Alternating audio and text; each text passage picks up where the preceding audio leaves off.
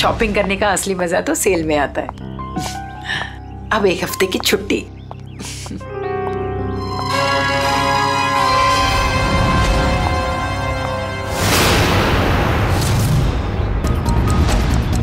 अब घर जाकर मम्मी से कहूंगी कि उनके हाथ की ठंडी लस्सी बना कर दे।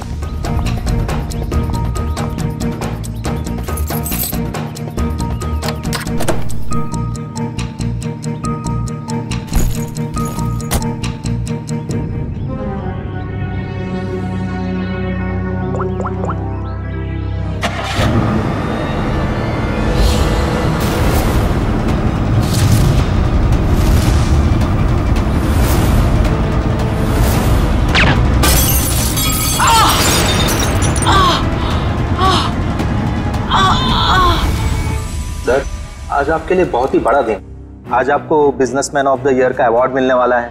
आखिर सर आपने दिखाई दिया कि इंसान मेहनत से ही सफलता के शिखर पर पहुंचता है।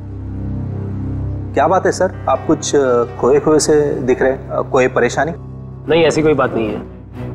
अच्छा, वो तुमने कुमार की एनुअल रिपोर्ट भिजा दी? जी सर। हाँ कहो, तुम्हारा दिमाग तो ठिकाने पे है। तुम ये डील कैसे कैंसिल कर सकते हो? छोड़ूंगा नहीं मैं तुम्हें। क्या हुआ सर? अंदर सब इंतजार कर रहे हैं आपका। ठीक है चलो।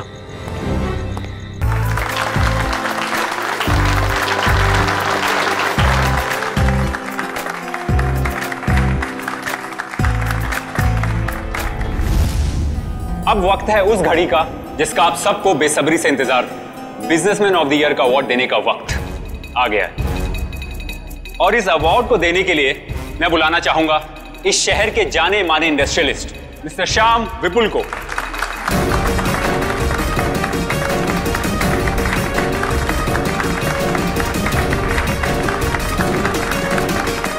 जैसा कि आप सभी जानते हैं, इस साल के बिजनेसमैन ऑफ द ईयर हैं मिस्टर विराज। अब मैं चाहूंगा मिस्टर विराज स्टेज पे आएं और अवार्ड रिसीव करें।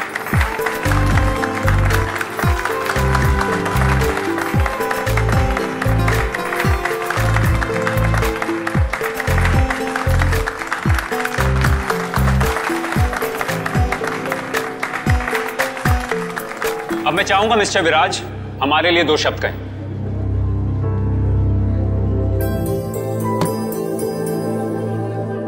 आप सभी का बहुत बहुत शुक्रिया। मैं सिर्फ इतना कहना चाहूंगा कि इंसान अगर चाहे तो मेहनत और ईमानदारी के बल पर जिंदगी में कुछ भी हासिल कर सकता है। इस अवार्ड को जीतने का श्रेय मैं अपने बहुत ही खास अरे ये क्या? अरे गोली चली, निकला से। चलो चलो, कहीं हमें ना लग जाए। निकला से। विराज क्या हुआ तुम्हें? अभिजीत, गोली तो बाएं तरफ से चली है। बस इसका मतलब गोली चलाने वाला इसके सामने नहीं खड़ा था, साइड से गोली चलाई इसने। अगर ये यहाँ पे खड़ा होके बोल रहा था बाएं तरफ से गोली चली है, सर यहाँ कहीं पे होना चाहिए खूनी को। हाँ, तो यहाँ पर तो दीवार है अभिजीत, मतलब खूनी दीवार के सामने खड़ा था, इन सारे लोगों के बीच में। किसी ने तो सुना होगा, देखा होगा गोली चलाते वक्त। ये इधर दीवार पे मेहमान थे इस तरफ? सर 2 या 3। 2 या 3? कितने? सर 3। कौन लोग थे, कुछ याद है आपको? सर गोली की आवाज सुनकर वो लोग भाग गए, जो बचे यहीं बचे हैं। मेहमानों की लिस्ट तो होगी तुम्हारे पास? Yes sir. अल्लाह। Okay sir. वैसे आप लोगों ने देखा किसी को गोली चलाते हुए? नहीं सर। कमाल है, एक आदमी यहाँ पे गोली चलाता है, इनकी मौत हो जाती है, ना किसी ने कुछ देखा ना सुना। ऐसा कैसे हो सकता है? सर दरअसल हम सबका ध्यान स्टेज पे चल रहे प्रोग्राम पे था, इसलिए गोली कहाँ से आई वो पता ही नहीं चला। हाँ हाँ सुजीत, यहाँ पे सारी ग्लासेस बिल्कुल ठीक ठाक है, लेकिन इस ग्लास पे क्रैक है। अभिजीत, ग्लास में क्रैक है, मगर ग्लास खड़ा का खड़ा ही, गिरा नहीं है। ऐसा क्रैक तो तभी आएगा सर, ये ग्लास किसी से टकराए या फिर कोई बहुत जोर की आवाज हो क्लास के पास। जरूर ये आवाज गोली चलने की है, और वो गोली इसी ग्लास के करीब से ही चली है। पंखे, हाँ आजा। देख, लगता है गोली यहीं से चली है, ग्लास के पास से।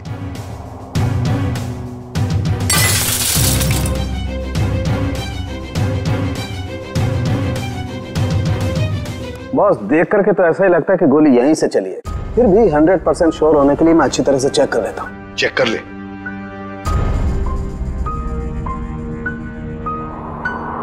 आप लोग उसे बिल्कुल नहीं छोड़ना जिसने विराज को मारा है। बिल्कुल, आपसे वादा करते हैं जिसने भी ये किया है उसे कड़ी से कड़ी सजा दिला देंगे। मधु, हिम्मत से काम ले। अगर तू ऐसे करेगा तो काम कैसे चलेगा? चुप हो जा। सीआईडी से आज तक कोई भी मुझे बच नहीं पाया। आप सर, मैं शेखर, विराज का चचेरा भाई। और फिर आप? मेरा नाम आशिका है सर। मैं विराज की बरसों से बिजनेस पार्टनर हूँ सर। और सर मैं विराज जी का पीए हूँ। तो फिर आप में से किसी को भी किसी भर भी शक है किसने किया होगा? नहीं सर, उनकी तो किसी से कोई दुश्मनी नहीं थी।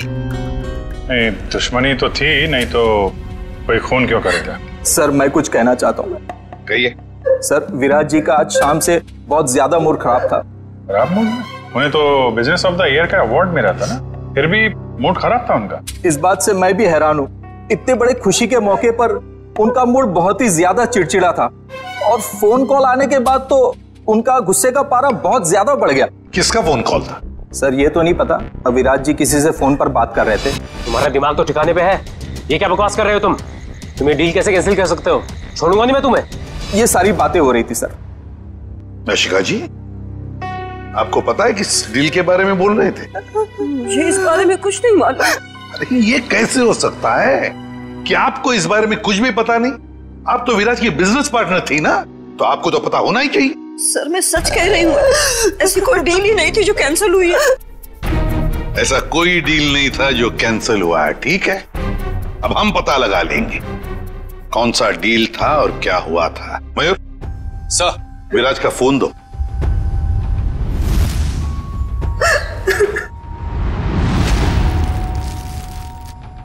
देखो जरा, आखिरी फोन।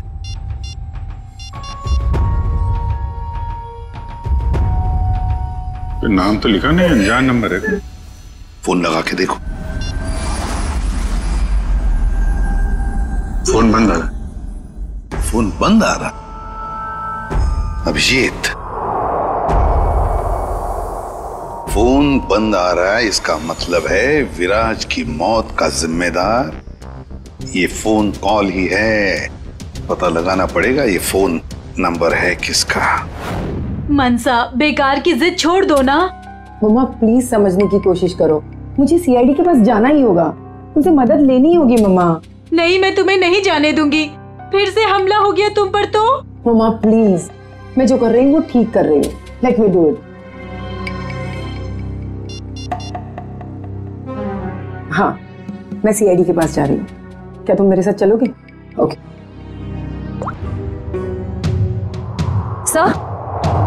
सर, मोबाइल कंपनी वालों से पता चला है कि वो नंबर किसी अर्जुन के नाम पे रजिस्टर्ड है, जो बगोदिया बस्ती में रहता है।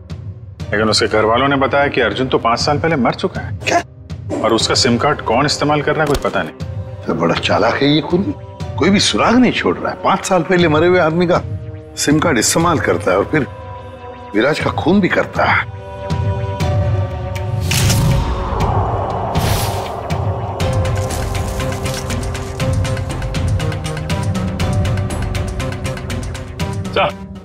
हाँ। ये देखिए सर, ये देसी कट्टा मिला इसमें से। लगता है खूनी भागते वक्त गलती से यहाँ गिरा गया। अजीब क्यों नहीं है सर, भाग गया लेकिन हथियार यहीं छोड़ गया हमारे लिए। सर प्लीज हमारी मदद कीजिए, हम बहुत बड़ी मुसीबत में हैं सर। एक मिनट, कौन है आप लोग? सर मेरा नाम मनसा है और ये मेरे बिजनेस पार्टनर है अमन। अच्छा, क्या हुआ बताइए। सर हमें किसी ने मारने की कोशिश की है सर, हमारी जान पे हमला हुआ है। किसने किया हमला तुम लोगों पर? कौन, जानते हो आप लोग? सर कुछ नहीं पता है और समझ में नहीं आता है कि हमें मारकर किसे फायदा होगा। देखिए प्लीज आप घबराइए मत, हम लोग पता लगा लेंगे। अच्छा ये बताइए कि जब आप पे हमला हुआ तो क्या आप लोग साथ साथ थे? नहीं सर, अलग अलग जगहों पे हमला हुआ। मुझ पे मेरे ऑफिस में और मंशा पे शॉपिंग मॉल के पार्किंग लॉट में हुआ सर। जी सर, कल दोपहर को करीब 12 और 1 के बीच में। कल दोपहर को? और आप लोग आज हमारे पास आए हैं? आज? कल क्यों नहीं आए? सर हम घबरा रहे थे सर, बड़ी मुश्किल से हम हिम्मत बटोर के आपके सामने आए सर। अच्छा, जिन लोगों ने आप पे हमला किया उनके चेहरे तो देखे होंगे ना आप लोगों ने? सब कुछ इतना जल्दी हुआ कि मैं ठीक से कुछ देख भी नहीं पाई। और ये देखिए, गोली मेरे बाजू में लगी। बड़ी अजीब बात है, गोली चलाने वाले ने देखा तक नहीं कि गोली निशाने पर लगी है या नहीं। सर अच्छा ही हुआ कि उसने नहीं देखा, वरना शायद आज मैं आप लोगों के सामने जिंदा नहीं खड़ी होती। सर जरूर ये किसी अनाड़ी का काम है, क्योंकि अगर प्रोफेशनल होता तो ऐसी गलती बिल्कुल नहीं करता। अमन, क्या तुम पर भी गोली चली थी? सर मेरे साथ जो हुआ वो तो बहुत ही ज्यादा अजीब था सर। हेलो। अरे नहीं यार, ऑफिस में आज अकेला ही हूँ, शनिवार था इसलिए सभी लोग चले गए। मेरा भी थोड़ा बहुत ही काम बाकी है, बस मैं भी जाने ही वाला हूँ। Okay, take care, bye bye. Bye.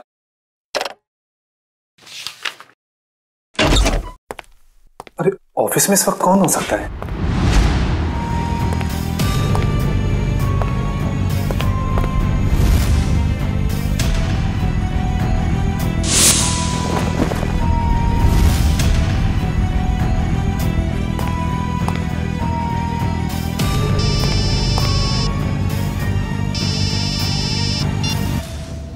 क्या उते चुकाता मैं?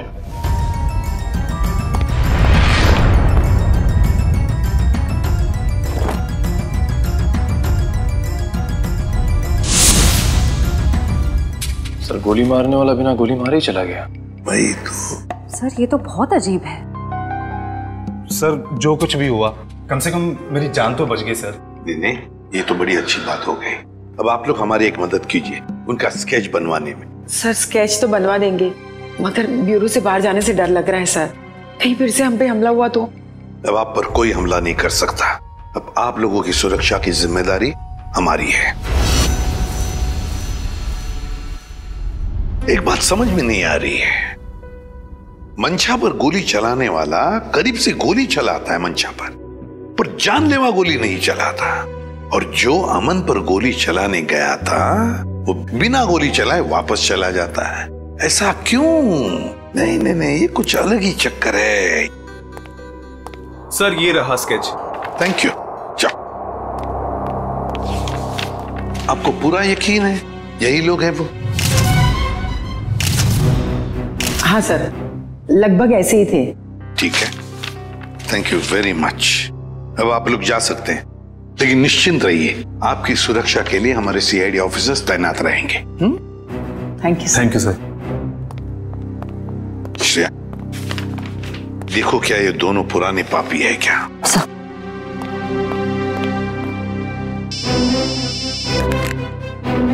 आसान के बोल। गोली उसी टेबल पे से चली थी जिस टेबल पर वो वाइन ग्लास था? ओके ठीक है। सर मिल गया? नहीं सर, उन दोनों का हमारे डेटाबेस में तो कोई रिकॉर्ड ही नहीं है। कोई भी रिकॉर्ड नहीं है उन दोनों का? अच्छा, एक काम करते हैं, वो मॉल जिसके पार्किंग लॉट में मंशा पर हमला हुआ था और अमन का ऑफिस, इन दोनों जगहों के पास उस वक्त जिस वक्त गोली चली थी, उस वक्त जितने भी सेलफोन्स नेटवर्क में थे उन सब का पता लगाते हैं।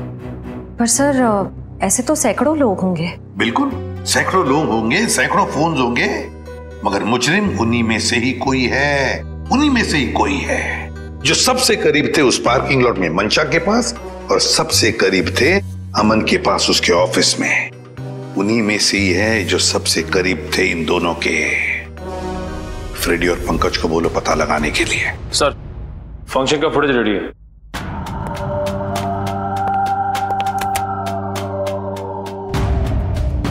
निखिल, अब जूम करो उस टेबल पर जहां से गोली चली थी।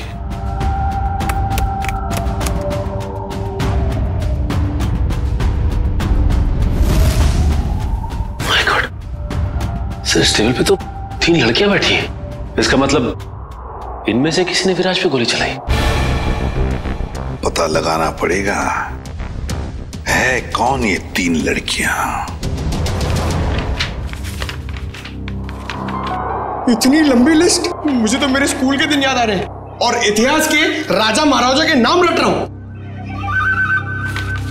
ले भैया, एक और लिस्ट आ गई। इतनी लंबी लिस्ट, सर मैं बेहोश हो जाऊंगा। घबराइए नहीं सर, ये आखिरी है। अच्छा, मुझे तो नींद आ रही है। उस दिन मंशा वाले मॉल और अमन के ऑफिस के पास इतने सारे लोग थे, जो हमें चाहिए उसे ढूंढेंगे कैसे? एक काम करते हैं सर, 2-4 लोगों को फोन करके देखते हैं, हमारा नसीब शायद बुलंदी पे हो और हमें मुजरिम मिल जाए। अच्छा आइडिया है, लगा phone. Inky pinky ponky, Freddy sir loves a donkey, ये वाला नंबर है।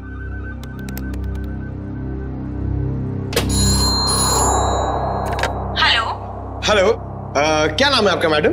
तुम्हें क्यों बताऊं? तुम्हें शर्म नहीं आती? अनजान लड़की को फोन करके परेशान करते हो। अरे नहीं मैडम, आप समझ नहीं रही हैं। अगर तुमने मुझे दोबारा फोन किया ना तो मैं सीआईडी को कंप्लेंट कर दूंगी। मैं खुद सीआईडी से हूँ और मैं इंडियन क्रिकेट टीम की कैप्टन हूँ। खबरदार जो फोन किया दोबारा। अरे मैडम, आप समझ क्यों नहीं रही हैं? मेरे पति ने कहा ना तुमसे मुझे फोन करके परेशान करने के लिए। जाओ जाके कह दो उसे, मैं 1 पैसा दहेज नहीं देने वाली। दहेज? अबे क्या हुआ पंकज? दहेज का नाम सुन के तेरे पूरे शरीर में 440 वोल्ट का करंट क्यों दौड़ने लगा? अरे सर मत पूछिए, दहेज ही तो मेरी दुखती रग है। सर मेरा पुराना जख्म हरा हो गया। मैं कुछ समझा नहीं। सर आप तो जानते ही हैं, मेरे स्कूल के और कॉलेज के जितने भी फ्रेंड्स हैं सबकी शादी हो चुकी है। मैं ही अकेला बचा हूं कुंवारा। पता है क्यों? क्यों? इस दहेज की वजह से। पंकज, एक सीआईडी ऑफिसर होने के बावजूद भी तुझे दहेज चाहिए? छी, कितनी शर्मनाक बात है ये। रुक, मैं अभी एसीपी साहब को फोन करता हूँ। अरे एसीपी सर को क्यों फोन कर रहे हो? मेरी बात तो सुनो, मैं दहेज नहीं मांग रहा हूँ, लड़की वाले दहेज मांगते हैं। मुझसे कहते हैं जब तक मैं दहेज नहीं दूंगा लड़की से मेरी शादी नहीं कराएंगे। इसलिए तो दहेज का नाम सुनते ही मेरे पसीने छूट जाते हैं सर। तू चिंता मत कर पंकज, जो लड़की तुझे सच्चा प्यार करेगी वो सिर्फ तेरा दिल देखेगी, दहेज या पैसा नहीं, समझे? सच्ची सर? हाँ। अब चल, अब ये शादी के सपने देखना बंद कर और काम पे लग जा। काम पे लग जा? लिस्ट इतनी लंबी है। अबे रो क्यों रहा है? चल एक काम करते, देखते हैं इन सारे नंबरों में से ऐसे कौन से 2 नंबर है जो मंशा वाले मॉल और अमन के ऑफिस के सबसे करीब है। देखिए सर,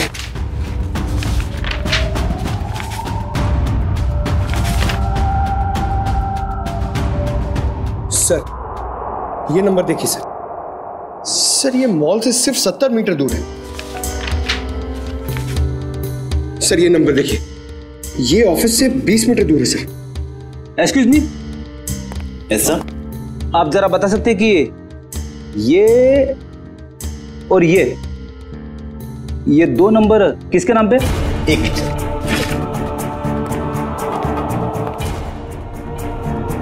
सर अगर आपकी नजर में कोई सुंदर सुशील प्यारी सी लड़की होगी ना सर, तो मुझसे मिलवा दीजिएगा सर।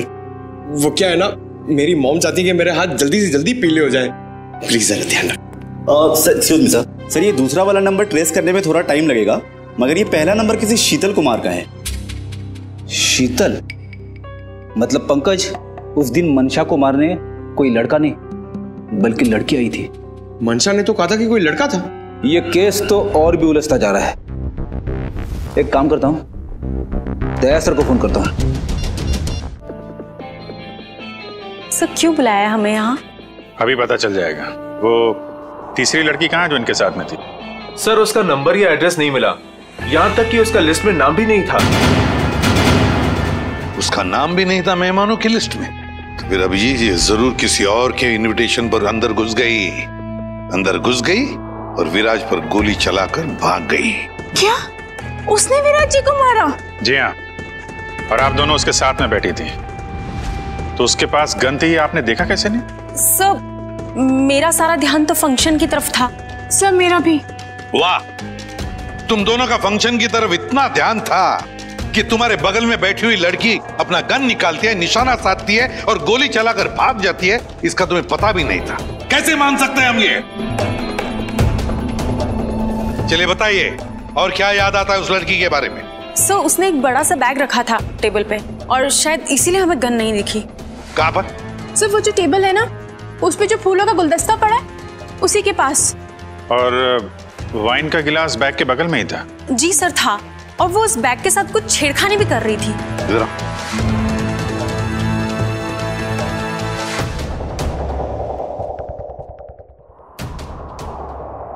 तुम दोनों यहाँ बैठी थी? जी सर। और उसने बैग कहाँ रखी थी? सर उसका बैग यहाँ पर था और गिलास यहाँ पर? जी सर।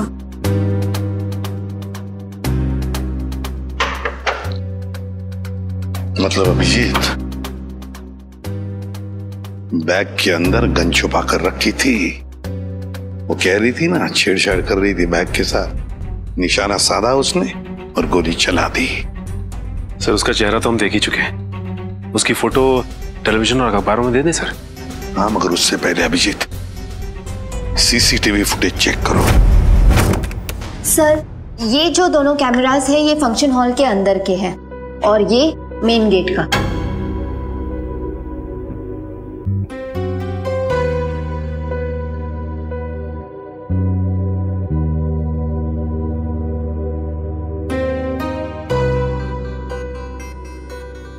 तो काफी देर से आई फंक्शन में। अब जरा ये मेन गेट वाला दिखाना। जी सर। सर ये तो टैक्सी में आई है। टैक्सी में? एक मिनट जरा इसको रिवाइंड करो, फिर से चलाना। पॉज। अब जरा ये नंबर प्लेट है ना टैक्सी का, उस पर जूम करो।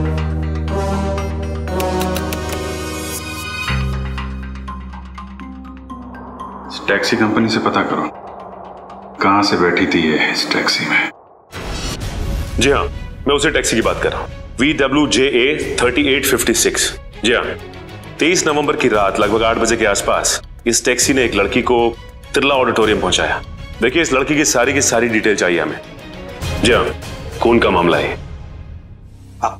क्या कहा टैक्सी कंपनी ने? सर कंपनी वाले सारी डिटेल्स ईमेल कर रहे हैं सर। ओके, टैक्सी कंपनी का ईमेल आ गया।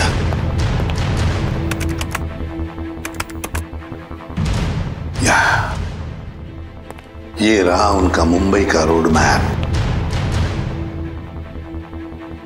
और ये है वो लाल डॉट, ये है वो टैक्सी और उस टैक्सी का रूट ये था, ये देखो, तिरला ऑडिटोरियम। मतलब उस लड़की ने टैक्सी ज्वाला रोड से पकड़ी है, ज्वाला रोड से। बहुत होशियार है लड़की सर, इसने टैक्सी अपने घर पे नहीं बुलाई बल्कि भीड़ भाड़ वाली रोड पे बुलाई। लगता है इस लड़की का घर ज्वाला रोड के आसपास ही होगा। निखिल काम करो, तुम और जयवंती जाओ ज्वाला रोड जाओ और अच्छी तरह से पूछताछ करो।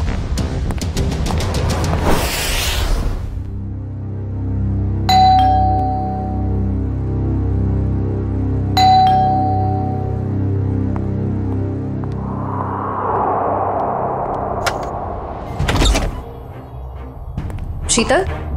क्या? शीतल तुम हो ना? आप लोग क्या कह रहे हैं? ये हेडफोन्स निकालोगी तब सुनाई देगा।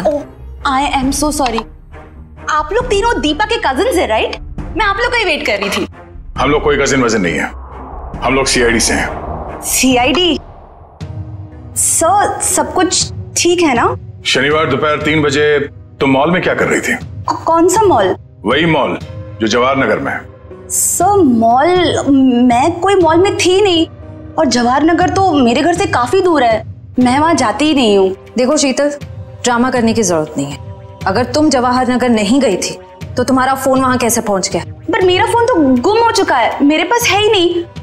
आप लोगों को मिला क्या? ओह, तो फोन मिलने रहा है, बहाने अच्छे हैं, मगर सीआईडी के सामने ये सारे बहाने पिट जाते हैं, क्योंकि हमें यह भी पता है कि इस वक्त आपका फोन कहाँ है। यहीं पर है, घर पे, नेटवर्क यही बता रहा है। पर मेरे पास तो मेरा फोन है ही नहीं और नेटवर्क और सिग्नल, हाँ शायद हो सकता है कि मेरी काम वाली बाई ने चुराया हो। मैं उसे इनफैक्ट निकालने ही वाली थी काम से। अंदर कौन है? कोई नहीं, शायद चूहा होगा। चूहा? आप लोग कहाँ जा रहे हैं? आप लोग मेरी मर्जी के बगैर मेरे घर में नहीं जा सकते।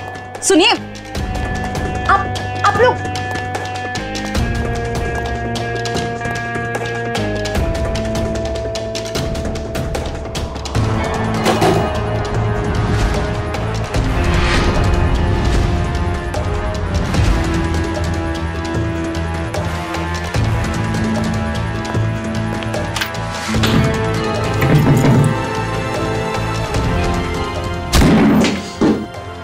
शर्म नहीं आती? ऐसे कैसे अंदर घुसे चले आते हो? अब क्या करें, आदत से मजबूर है। क्या? काफी बड़ा चूहा है, इसे खुराक की जरूरत है, हम ले जाते हैं।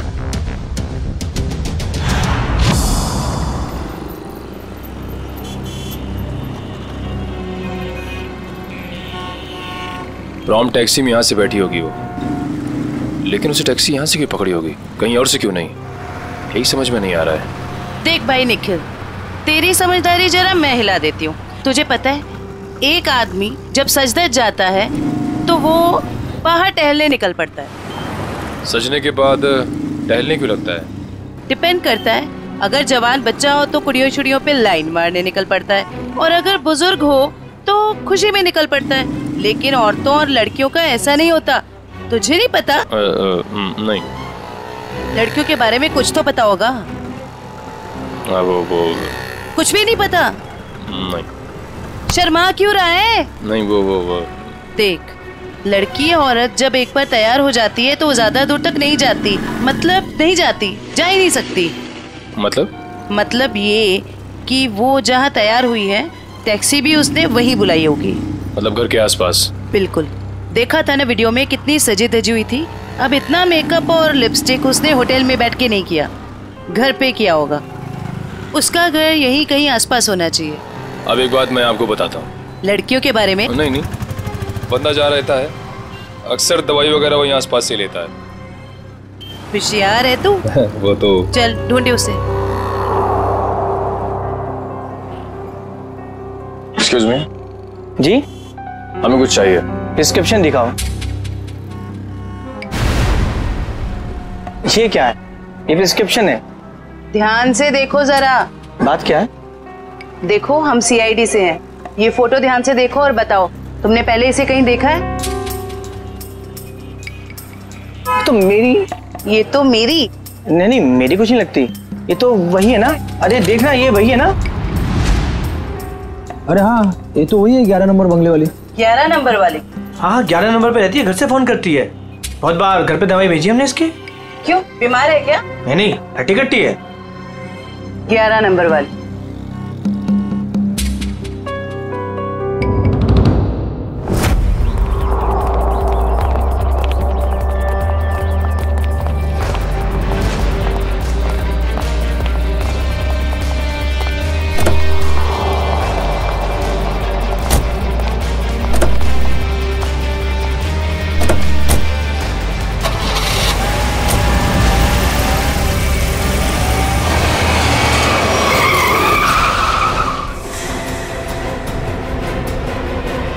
ओ मैडम, गाड़ी हटाओ।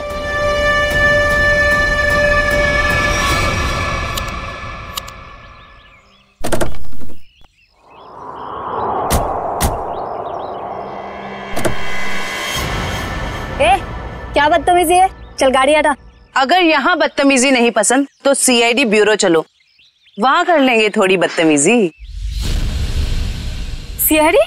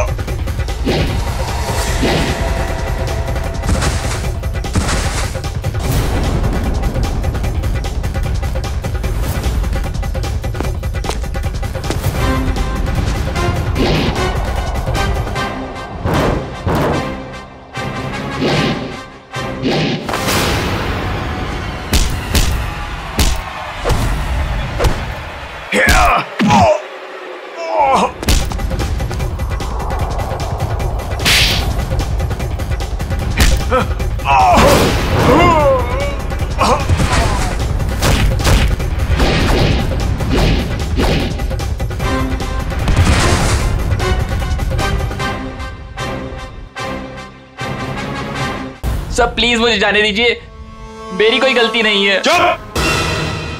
पैसे लेकर लोगों को मारते और कहते हो तुमने कुछ नहीं किया।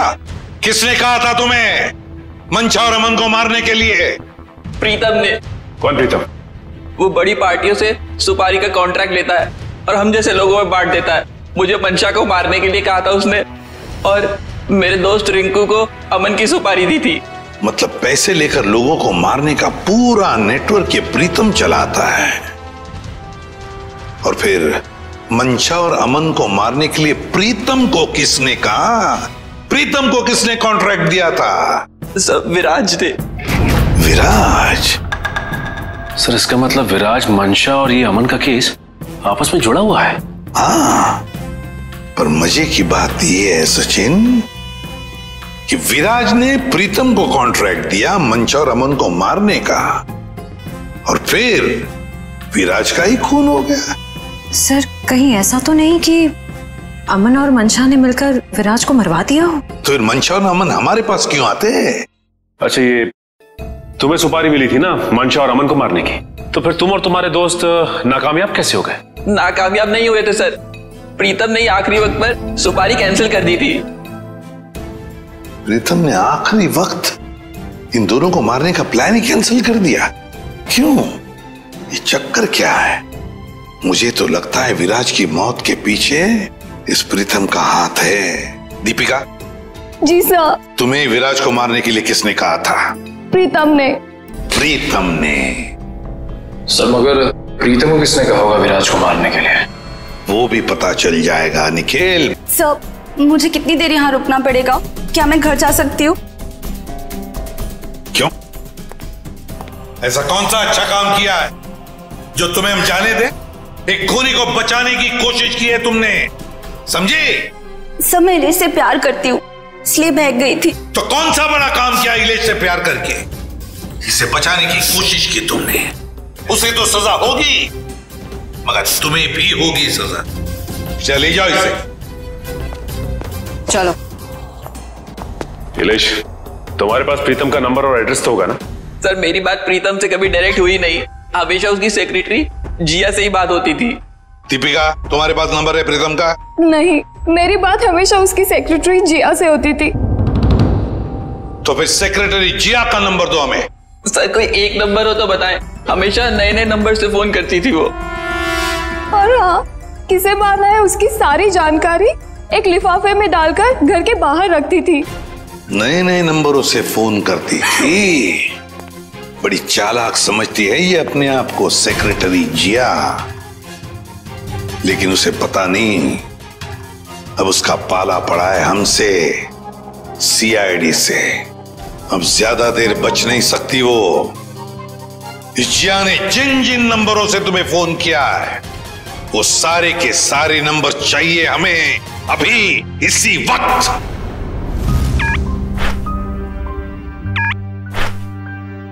सर ये देखिए, शहर के नक्शे में जो लाल रंग के निशान दिखाई दे रहे हैं, जिया ने आज ये नंबर वहां इस्तेमाल किए हैं।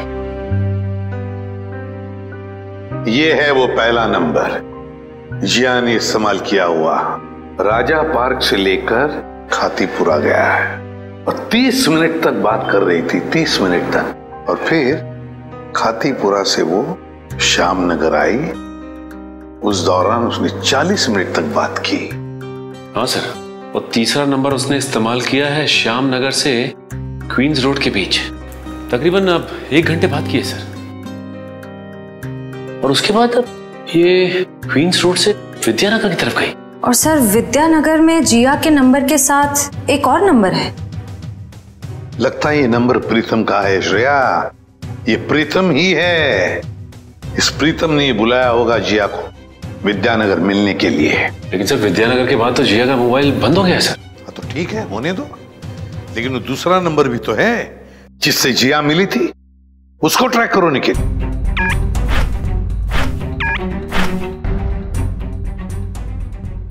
सर फिलहाल ये नंबर सिविल लाइन के किसी बंगलो में है, bungalow number 17। Civil Lines bungalow number 17। Jiya, तेरी साड़ी तो बहुत अच्छी लग रही है, कहाँ से खरीदी? स्पेशली ऑर्डर देके बनवाई है, डिजाइनर है। वाह जिया, तेरी चॉइस को तो मानना पड़ेगा। एक मिनट। मेरा एक बहुत पुराना दुश्मन है, मुझे उसे मरवाना है, दाम जो भी चल लग जाए। लगता है किसी आशिक का फोन आया है। मैं प्रीतम जी की सेक्रेटरी बोल रही हूँ, आपका संदेश उन तक पहुँचा दूंगी। 10 लाख लगेंगे। अरे 20 लाख दूंगा, लेकिन वो बचना नहीं चाहिए। बहुत नफरत करते हैं हमसे, ऐसा क्या बिगाड़ा है आपका? मिल के बताता हूँ आपको। लगता है दरवाजे पे कोई आया है, मैं आपको थोड़ी देर में कॉल करती हूँ। आप? नहीं, वो मैं ही हूँ, आपसे मुलाकात भी हो गई। आप कौन है? वैसे तो मेरा नाम अभिजीत है, लोग मुझे सीनियर इंस्पेक्टर अभिजीत के नाम से जानते हैं। सीआईडी में काम करता हूँ। आप किस नाम से बुलाना पसंद करेंगी? सीआईडी का यहाँ क्या काम? अरे फोन पे बताया ना आपको। अच्छा वो, मुझे लगा कोई मजाक कर रहा है तो मैं भी मजाक करने लग गई। सुपारी का लेन देन तुम्हें मजाक लगता है? जिया, ये सब क्या चल रहा है? सॉरी गर्ल्स, पार्टी खत्म हो गई है, आप लोग जा सकती हैं। Thank you very much. चलिए चलिए। चलो चलो। आप सोच भी नहीं सकती आप कितनी बड़ी मुसीबत में फंस गई हैं। देखिए, मैं प्रीतम के लिए काम करती हूँ, लेकिन मैंने आज तक उसे नहीं देखा। वाह सर, अभी तक ये कह रही थी कि प्रीतम को जानती नहीं है, अब कह रही है देखा नहीं है।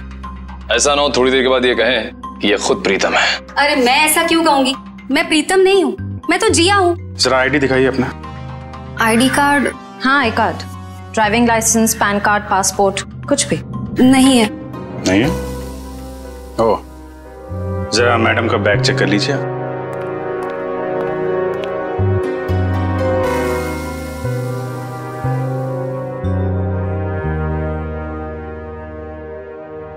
सर, इस खूबसूरत चेहरे का नाम है प्रीतम योगिता।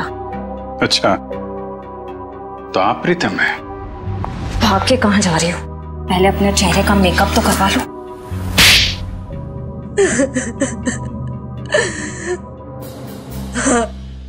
मैं ही प्रीतम हूँ और मैं ही सुपारी लेने का काम करती हूँ। आज की सुपारी किसने दी थी तुम्हें?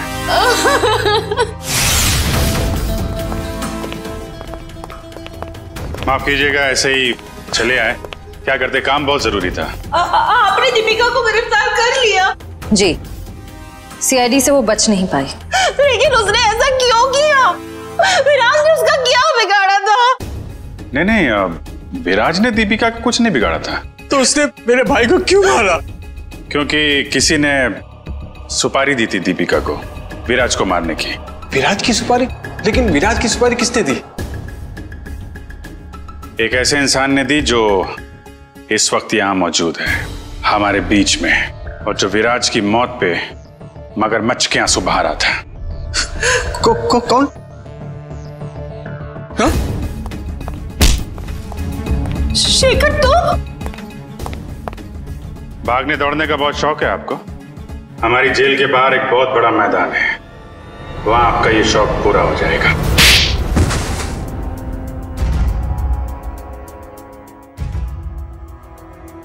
कहने के तो ये हमारा फैमिली बिजनेस था, लेकिन सच तो ये था कि पूरा कारोबार सिर्फ और सिर्फ विराज भैया चलाते थे। और इस बात की तुम्हें जलन थी? हैं? क्यों नहीं होगी जलन? सारी प्रॉपर्टी उनके नाम पे, सारी फैक्ट्रियां, सारी इंडस्ट्री उनके नाम पे थी। भिखारी जैसा महसूस करता था, इसलिए मैंने विराज भैया के प्रतिद्वंदियों अमन और मनसा के साथ हाथ मिला लिया। और तुम तीनों का एक ही मकसद था, विराज की बर्बादी। हाँ, जब विराज भैया को एहसास हुआ कि अमन और मनसा दिन दुगनी रात चौगनी तरक्की कर रहे थे, तो उन्हें बर्दाश्त नहीं हुआ, उन्होंने दोनों की सुपारी दे दी। और इसके पहले कि वो दोनों मारे जाते, तुमने वो सुपारी कैंसिल करवा के विराज की सुपारी दे दी। हाँ, तो क्या गलत किया मैंने? विराज भैया कौन से दूध के धुले हुए थे? हाँ, वो दूध के धुले नहीं थे, लेकिन तुम्हें उन्होंने एक छोटे भाई से ज्यादा अपने बेटे की तरह समझा था। तुमने जो किया है ना शेखर, उसका तो प्रायश्चित तक नहीं हो सकता। प्रायश्चित के लिए बहुत टाइम मिलेगा, जेल की सलाखों के पीछे फांसी का ऑर्डर आने तक।